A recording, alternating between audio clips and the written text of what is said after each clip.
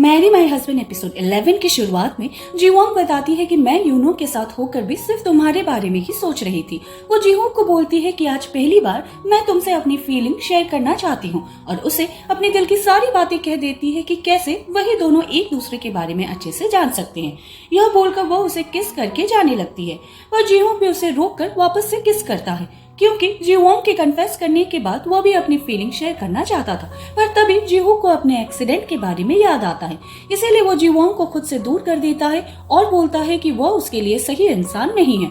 वो उसे बस खुशी और स्टेबल देना चाहता है, पर अगर वो उसके साथ रहेगी तो रिग्रेट करेगी। यह बोलकर वो उसे अपने घर से बाहर निकाल कर दरवाजा बंद कर देता है, जो देखकर जीवोंग को भी कुछ समझ नहीं आता कि वो कैसे रिएक्ट करे, इसीलिए वो भी चली जाती है। अगले दिन ऑफिस में जब जीवोंग पहुंचती है तो वो नोटिस करती है कि जीहोंग आज ऑफिस पे नहीं आया। उसी वक्त ऑफिस में जुरैन आती है, जिस पर मिस्टर किम चिल्लाने लग जाते हैं और बोलता है कि अब तो तुम बॉस बन गई हो, फिर भी इतनी देर से आई हो, तुम्हें तो हम सबके आने से पहले यहाँ पर होना चाहिए।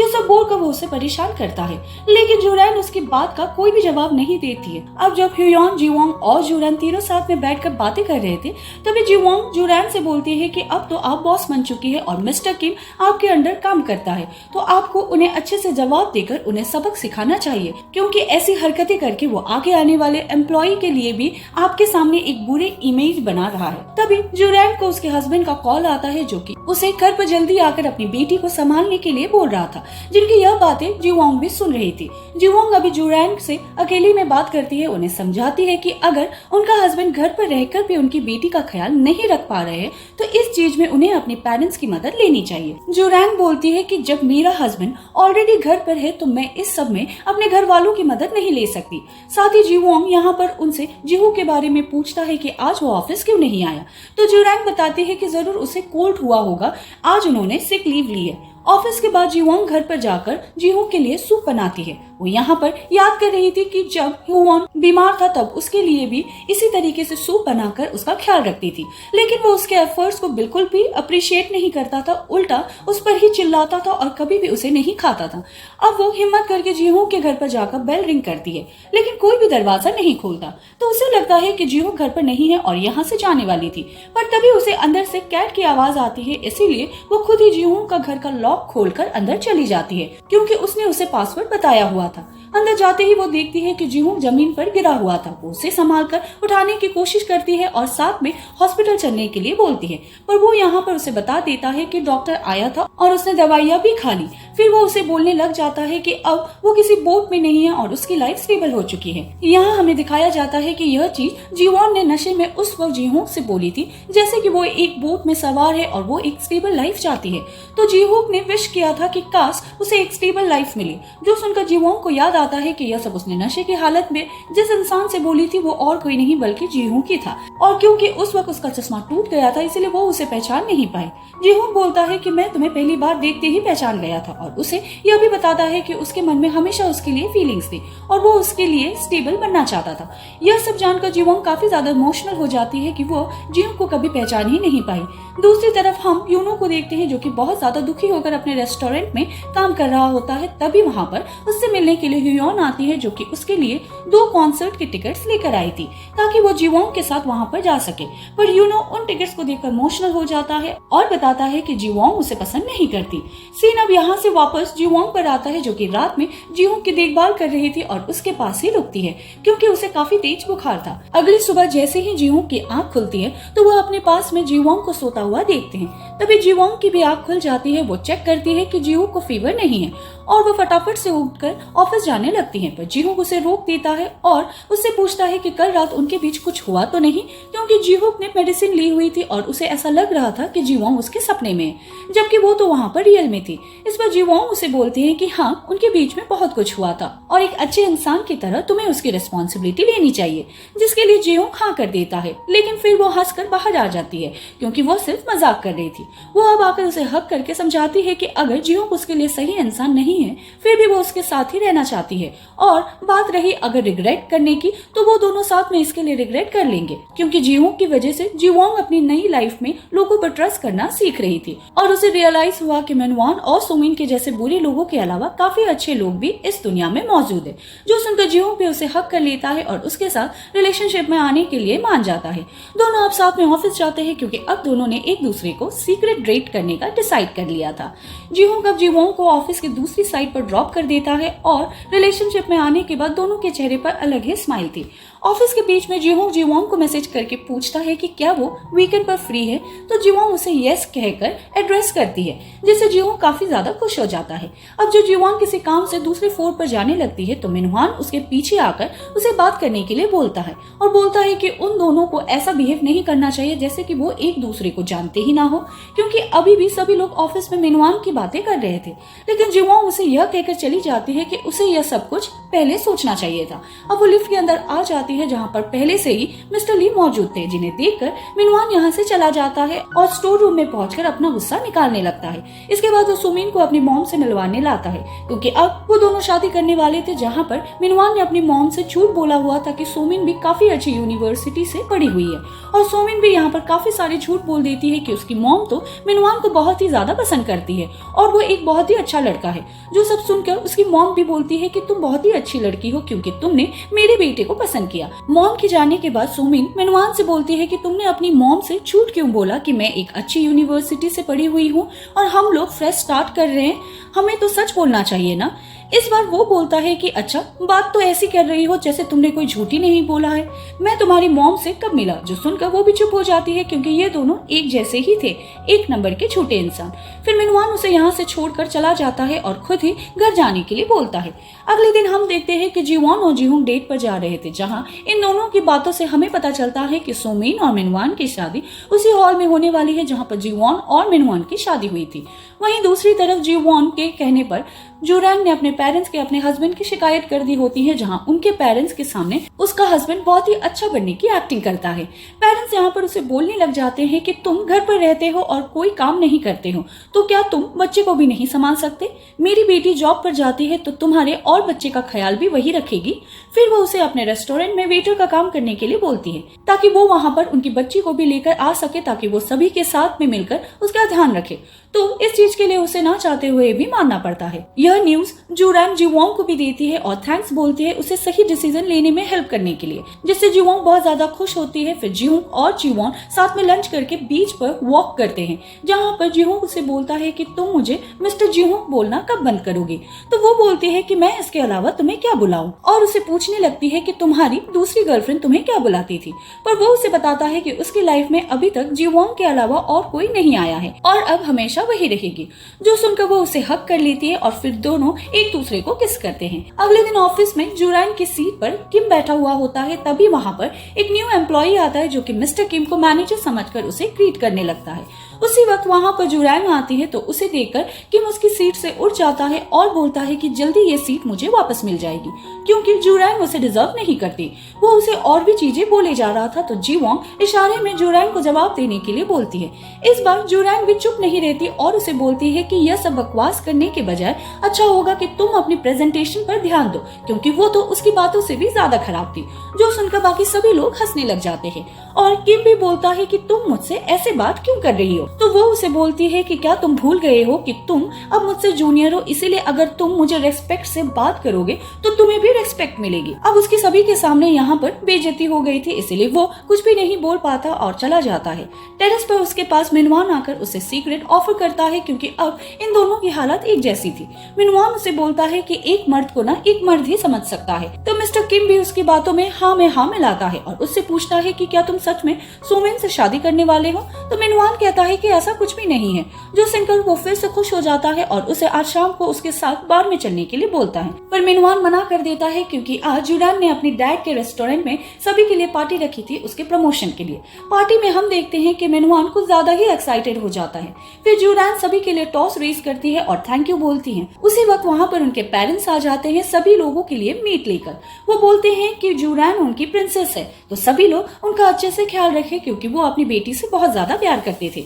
यह सब देखकर जीवोंग को अपनी डैड की याद आ जाती है क्योंकि वो भी उसे प्रिंसेस कहकर बुलाया करते थे, और मन में सोचती है कि उसके डैड जैसा चाहते थे वैसा आज हो चुका है क्योंकि वो एक सही इंसान यानी कि जीहूक के साथ है, जो सोचकर वो बहुत ज्यादा खुश होती है और जीहूक को देखकर स्माइल करने लगती है। रेस्टोरेंट के बाहर हम मिस्टर ली को देखते हैं, पर तभी वहाँ पर जोरैन के हस्बैंड को देखते हैं जो कि रेस्टोरेंट में काम करने वाली एक लड़की के साथ किस करके आ रहे थे। यह चीजें काफी अजीब लगती है, पर वो इस बारे में फिलहाल के लिए जोरैन को कुछ नहीं बताते। अंदर मिस्टर ली को यहाँ पर देखकर ह्यून शॉक हो जाती है और वो पूछती है कि मिस्टर ली यहाँ पर क्या कर रहे हैं, तो जोरैन बताती है कि उन्हें मैंने यहाँ पर आने के लिए इनवाइट किया था, जो सुनकर वो काफी हैरान हो जाती है क्योंकि वो उसका भाई था और वो ऐसे ही किसी की पार्टी में नहीं आता था, लेकिन जोरैन के बुलाने पर आ गया। अगले दिन मेनुआन, उसकी मॉम और सुमिन ये तीनों ही रेंट पर एक घर देखने के लिए जाते हैं ताकि शादी के बाद ये दोनों इसमें रह सके, जो सुनकर मेनुआन हैरान हो जाता है और अपनी मॉम से बोलता है कि आपने तो कहा था ना कि शादी के बाद आप मुझे घर दिलवाएंगे, तो वो बोलती है कि हाँ मैं दिलाऊंगी, शादी के 2 साल हो जाएंगे तब, जो सुनकर उसे बहुत ज्यादा गुस्सा आता है। अब ये लोग शादी की तैयारियों में लग जाते हैं जहां मेनुआन की मॉम सब कुछ अपनी मर्जी से कर रही थी, पर सोमिन को यह सब बिल्कुल भी पसंद नहीं आता। यहाँ तक कि उन्होंने शादी के कार्ड भी अपनी पसंद के छपवाए थे जो कि बहुत ही सस्ते और पुराने टाइप का इनविटेशन था। यह देखकर सोमिन को बहुत ज्यादा गुस्सा आता है और मेनुआन पर चिल्लाने लगती है, पर वो बोलता है कि अगर तुम्हें कोई प्रॉब्लम है तो मॉम से जाकर बात करो ना, लेकिन वो बोलती है कि मैं उनसे ये सब कैसे कह सकती हूँ, तुम्हें अपनी मॉम को समझाना चाहिए। पर उसे तो इस सब से कोई फर्क ही नहीं पड़ता था, वो तो अपना गेम खेलने में लगा हुआ था। जहां अब सुमिन की हालत भी पहली वाली जीवोंग की तरह हो चुकी थी। अगले दिन सुमिन एक नया इनविटेशन कार्ड बनवाकर जीवोंग को भेजती है और उसे शादी में आने के लिए बोलती है, तो जीवोंग यह इनविटेशन जीवोंग को भी फॉरवर्ड कर देती है। तभी ऑफिस में सभी लोगों के ईमेल पर वेडिंग इनविटेशन आता है, जो देखकर सभी लोग उसके बारे में गॉसिप करने लग जाते हैं कि वो अपनी गर्लफ्रेंड को चीट करने के बाद उसकी बेस्ट फ्रेंड से शादी कर रहा है। यह जानकर मिस्टर किम भी हैरान होते हैं, पर जब यह बात मेनुआन को पता चलती है तो वो बहुत ज्यादा गुस्से में आ जाता है। वो मिस्टर ली से इसकी कंप्लेंट करने के लिए जाता है और उन पर चिल्लाने लग जाता है कि आखिर यह न्यूज उन लोगों ने ऑफिस में क्यों सर्कुलेट की। तो वो उसे बताता है कि जब कोई भी एम्प्लॉय शादी कर रहा होता है तो उनके डिपार्टमेंट को उसका इन्विटेशन जाता है, क्योंकि बाकी लोग भी तो शादी अटेंड करने जाते हैं ना, और तुम्हें भी हनीमून के लिए छुट्टियां चाहिए होगी। पर वो बोलने लगता है कि यह सब कुछ मैंने करने के लिए नहीं बोला था। इसके बाद मिस्टर ली लिफ्ट के अंदर जीवोंग से मिलते हैं, जहाँ पर वो उसे बोलते हैं कि मैं समझता हूँ कि तुम जीवोंग को पसंद करते हो, लेकिन इस सब के लिए तुम्हें मेनुआन और सोमिन के बीच में नहीं आना चाहिए। लेकिन वो उसे साफ साफ बोल देते हैं कि अगर कोई भी चीज जीवोंग को कंसर्न करेगी तो वो मुझे भी कंसर्न करेगी। मिस्टर ली को फिर हम ग्रैंडपा के साथ देखते हैं, जहां हमें पता चलता है कि ग्रैंडपा ने जीहोंग और जीवोंग पर नजर रखी हुई थी, और जब भी वो उन दोनों की डेट की फोटोज देखते हैं जिसमें जीहोंग काफी ज्यादा खुश लग रहा था, जहां हमें यह भी पता चलता है कि ग्रैंडपा ने जानबूझकर मिस्टर ली को ऑफिस में भेजा हुआ था ताकि वो जीहोंग का ख्याल रख सके, क्योंकि वो हमेशा से अपने इमोशन को अपने अंदर ही रखते थे। लेकिन अब उसे खुश देखकर उन्हें काफी ज्यादा खुश होती है। और साथ ही मिस्टर ली को भी घर पर हम जीवोंग और जीहूक के साथ में देखते हैं, जहाँ पर हमें पता चलता है कि जीहूक ने ही वो इनविटेशन कार्ड पूरे ऑफिस में सर्कुलेट किया था, जो जानकर जीवोंग काफी ज्यादा हंसने लगती है और वो बहुत ज्यादा खुश थी क्योंकि अब उसकी फिक्र करने के लिए वहाँ पर जीहूक भी था। दूसरी तरफ हम इनवान को देखते हैं, जो कि बहुत ज्यादा गुस्से में ड्रिंक करके घर पर आता है, जहाँ वो सुमिन पर इस बात के लिए बहुत ज्यादा गुस्सा करने लग जाता है कि उसने उनकी वेडिंग का इनविटेशन ऑफिस में क्यों भेजा। वो यह बात सीक्रेट रखना चाहता था कि वो सुमिन से शादी कर रहा है। तो सुमिन बोलती है कि वो इतनी भी बुरी नहीं है कि मेनुआन को सबको उनकी शादी के बारे में बताने में इतनी शर्म आ रही हो। वो अब यहाँ पर सुमिन को बहुत ज्यादा चिल्लाने लग जाता है, पर मेनुआन की मॉम यहाँ पर सुमिन का साइड लेती है कि उसने एकदम सही किया, क्योंकि अगर ऑफिस के लोग वहाँ पर आएंगे तो उनके लिए कैश भी तो लेकर आएंगे ना, जो कि उन्हें कलेक्ट करना था। साथ ही वो उसे उस पर चिल्लाने से मना करते हैं क्योंकि सुमिन प्रेग्नेंट थी, पर मेनुआन कहता है कि उसे इस बात से कोई भी फर्क नहीं पड़ता कि वो प्रेग्नेंट है, और वो पागलों की तरह उस पर चिल्लाए जा रहा था, जो देखकर मॉम उसे लेकर रूम के अंदर चली जाती है। वो उसे मेनुआन की बातों पर ध्यान देने से मना करती है और अच्छा सा कोई म्यूजिक सुनने के लिए बोलती है ताकि उसके होने वाले बच्चे पर इस सब का असर ना पड़े।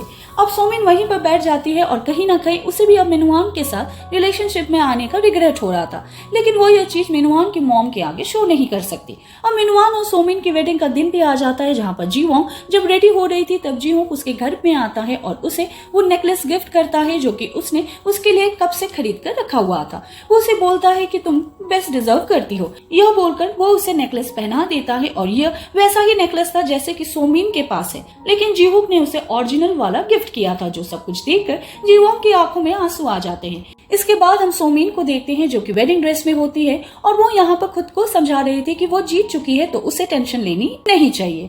और भले यह ड्रेस और मेकअप थोड़ा सा आउटडेटेड है लेकिन फिर भी वो बहुत ज्यादा प्रिटी लग रही है।